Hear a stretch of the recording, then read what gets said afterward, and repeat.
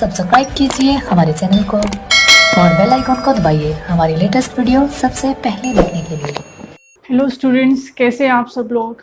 Welcome to my YouTube channel biology education point. Now I am going to start the new topic of this chapter, that is extra embryonic membrane.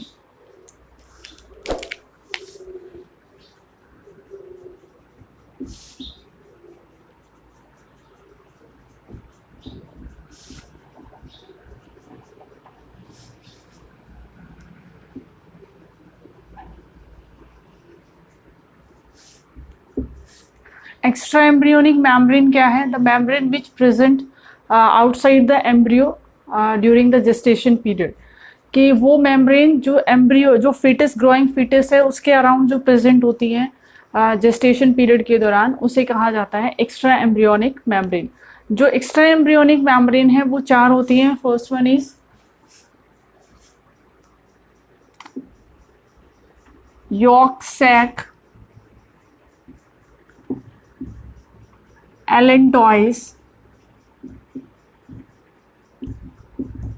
amnion and chorion. These are the four extra embryonic membrane present outside the fetus. तो अब हम बात करेंगे one by one in extra embryonic membrane के बारे में और इनके फंक्शन के बारे में कि एक्चुअल में ये एक्स्ट्रा एम्ब्रियोनिक मेम्ब्रेन प्रेजेंट क्यों होती है।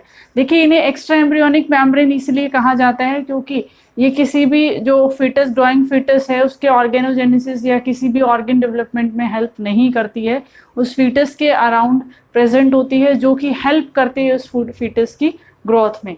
वन बाय वन हम इसके स्ट्रक्चर के बारे में देखेंगे और फंक्शंस के बारे में देखेंगे। Like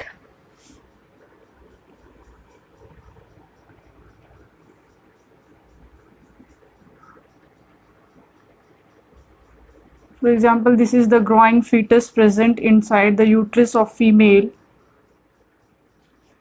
The membrane present here like this is called yolk sac. Another membrane present here is allantois.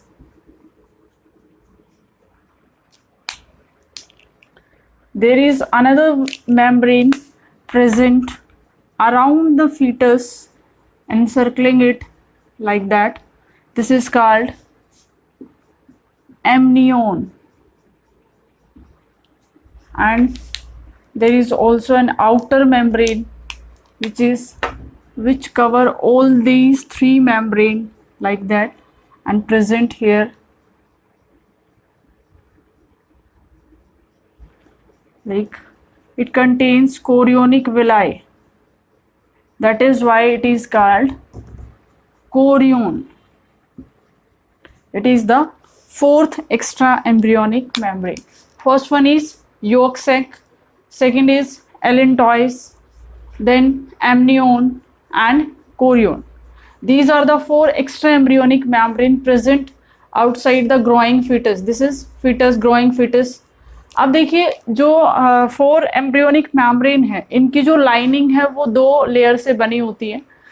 दो लेयर उसमें इन्वॉल्व होती है इसकी लाइनिंग में। उसके बेसिस पे दो तरह की मेम्ब्रेन होती है, स्प्लेंक्नो प्ल्यूर और सोमेटोप्ल्यूर।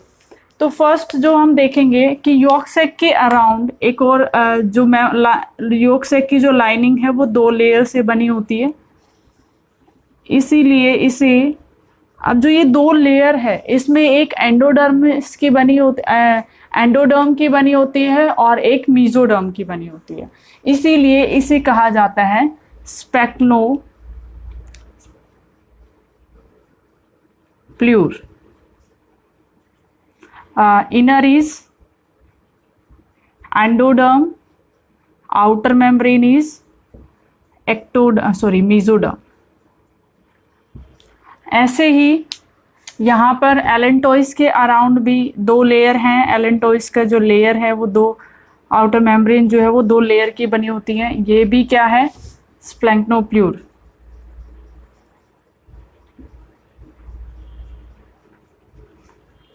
inner endoderm, outer mesoderm,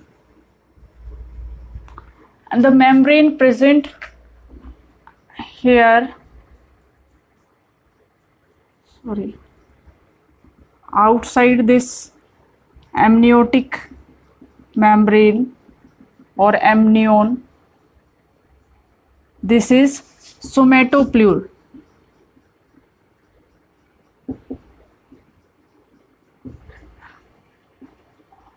As this is made up of ectoderm and mesoderm.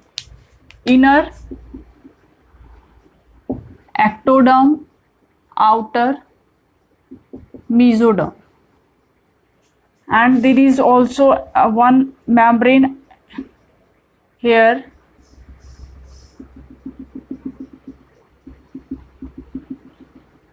around the chorionic membrane. Chorionic जो मेम्ब्रेन है वो भी 2 लेयर्स की बनी होती है. यहां पर भी क्या है, सोमैटोप्ल्यूर. इस मेम्ब्रेन को भी सोमैटोप्ल्यूर कहा जाता है क्योंकि ये भी एक्टोडर्म और मीजोडर्म की बनी होती है. एक्चुअल में स्प्लैंक्नोप्ल्यूर और सोमैटोप्ल्यूर क्या है कि जो ये जो 4 मेम्ब्रेन है, एक्स्ट्रा एम्ब्रियोनिक मेम्ब्रेन है, इनकी जो लेयर्स है, लाइनिंग जो है वो 2 लेयर्स की बनी होती है. जैसे जिसमें एंडोडर्म और मीजोडर्म इन्वॉल्व होती है उसे कहा जाता है स्प्लैंक्नोप्ल्यूर. तो यॉर्क सैक और एलेंटोइस जो मेम्ब्रेन है उसकी जो लाइनिंग है वो 2 उसमें यूज होती है, एंडोडर्म और मीजोडर्म, तो इसे स्प्लैंक्नोप्ल्यूर कहा जाता है. ऐसे ही एमनियोन और कोरियोन में 2 लेयर प्रेजेंट जो होती हैं वो होती है, इनर होती है एक्टोडर्म और आउटर होती है मीजोडर्म. इस कंप्लीट को सोमैटोप्ल्यूर कहा जाता है. ऐसे ही एमनियोन के अराउंड होता है, ऐसे ही कोरियोन के अराउंड होता है. आप देखिए हम फंक्शन देखते हैं 1 बाय 1 कि जो एक्स्ट्रा एम्ब्रियोनिक मेम्ब्रेन जो होती हैं वो एक्चुअल में क्यों प्रेजेंट होती है, उनका फंक्शन क्या होता है वो देखते हैं. फर्स्ट जो हमारी मेम्ब्रेन हम बात करेंगे यॉर्क सैक की, इट स्टोर्स फूड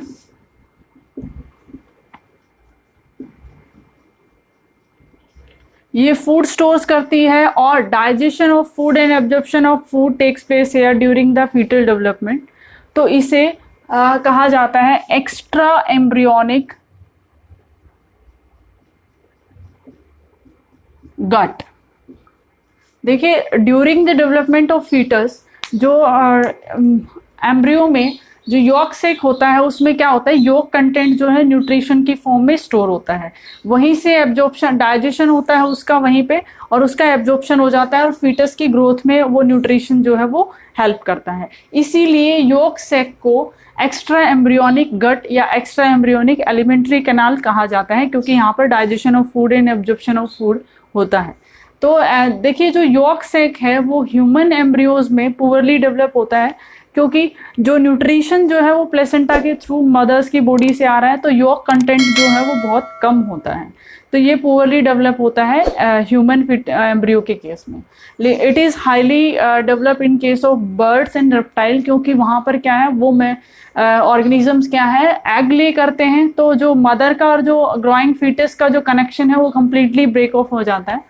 तो क्या है कि जो एग है वो सेल्फ सफिशिएंट एग होता है, मीन्स क्लिडोइक एग होता है, उसमें सफिशिएंट यॉर्क प्रेजेंट होता है जो कि ग्रोइंग फीटस को न्यूट्रिशन प्रोवाइड कर सकता है. इसीलिए वहाँ पर ये जो मेम्ब्रेन है ये मतलब प्रॉपरली डेवलप होती है. ऐसे ही the next membrane is allantois. Allantois stores waste material. Waste material store करती है, इसीलिए इस मेम्ब्रेन को कहा जाता है एक्स्ट्रा एम्ब्रियोनिक किडनी. कि जो हमारी बॉडी में जो वेस्ट को फिल्टर करने के लिए जो ऑर्गन है वो किडनी होता है, कि जो मेटाबॉलिक वेस्ट है वो हमारी बॉडी से रिमूव करती है किडनी. तो ऐसे ही यहाँ पर एलेंटोइस फीटल डेवलपमेंट के दौरान क्या है उस फीटस का जो वेस्ट है उसको स्टोर कर लेती है, इसीलिए इसको एक्स्ट्रा एम्ब्रियोनिक किडनी कहा जाता है. Next is amnion. Amnion is this layer which secrete amniotic fluid. Actually here amniotic fluid यहाँ पर present होता है. amniotic fluid. amniotic fluid क्या करता है कि जो ग्रोइंग फीटस है उसको मॉइस्चर प्रोवाइड करता है, दूसरा शॉक एब्जॉर्बेंट होता है। अब जो एमनियोटिक फ्लूइड जो है वो सिक्रीट करता है फीटस, और ये एमनियोन जो एक्स्ट्रा एम्ब्रियोनिक मेम्ब्रेन है वो सिक्रीट करती है। This it secretes amniotic fluid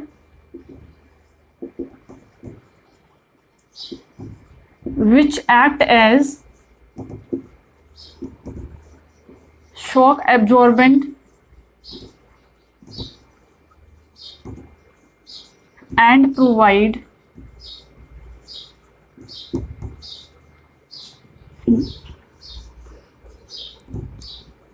moisture to the fetus. This is the function of amniotic fluid. Amniotic fluid में fetal cells भी present होते हैं, which is used for this fluid is also used for amniocentesis. Actually में amniocentesis क्या होती है? एक technique होती है जिसमें कि फीटस जो ग्रो कर रहा है, अगर उसमें कोई डिसऑर्डर जो है, जेनेटिक डिसऑर्डर है या कोई भी डिसऑर्डर जो है, उसको पता करने के लिए टेस्ट किया जाता है।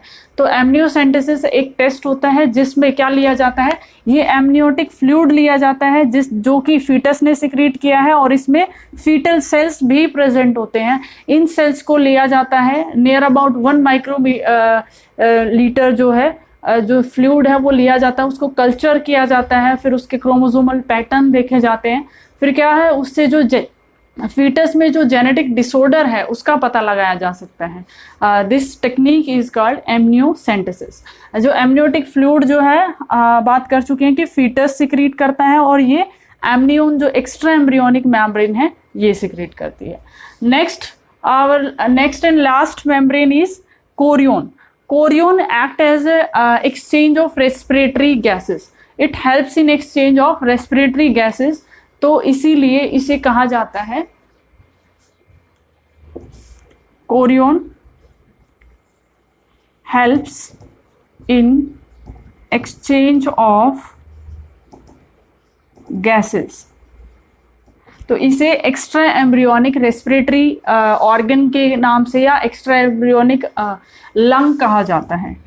एक्स्ट्रा एम्ब्रियोनिक लंग कोरियन, क्योंकि ये एक्सचेंज ऑफ गैसेस में हेल्प करता है। जैसे कि हम सब जानते हैं lungs are help in exchange of oxygen and carbon dioxide inside our body. Same function during fetal growth जो है ये कोरियन मेम्ब्रेन करती है, जो कि जो एक्सचेंज ऑफ गैसेस करवाता है। ऑक्सीजन जो है जो मदर ब्लड में है, और जो कार्बन डाइऑक्साइड जो फीटस ने प्रोड्यूस की है ड्यूरिंग रेस्पिरेशन, तो वो एक्सचेंज ऑफ गैसेस जो है वो इस मेम्ब्रेन के थ्रू होता है। इसीलिए इसे कहा जाता है एक्स्ट्रा एम्ब्रियोनिक लंग, क्योंकि लंग्स का फंक्शन होता है गैसेस एक्सचेंज करवाने का। So this is all about the extra embryonic membrane and its function. तो फर्स्ट मेम्ब्रेन का फंक्शन जो है वो एज ए गट काम करता है, क्योंकि यहाँ पर स्टोरेज ऑफ फूड होता है, digestion and its absorption takes place here, that is why it is known as gut of the fetus or extra embryonic gut. The next allantois help in storage of waste material, so it is called extra embryonic kidney. The next membrane is allantois which help in secretion of amniotic fluid, and this amniotic fluid is used for the technique amniocentesis, which is used for to know the genetic disorder of the fetus. And it is this amniotic fluid also act as an shock absorbent and provide moisture to the growing fetus. The last and outermost membrane is chorion. It act as a exchange. It helps in exchange of respiratory gases, so it is called as extra embryonic lungs. Students, if you like my video and way of teaching, then please keep sharing and subscribing my channel. Thank you.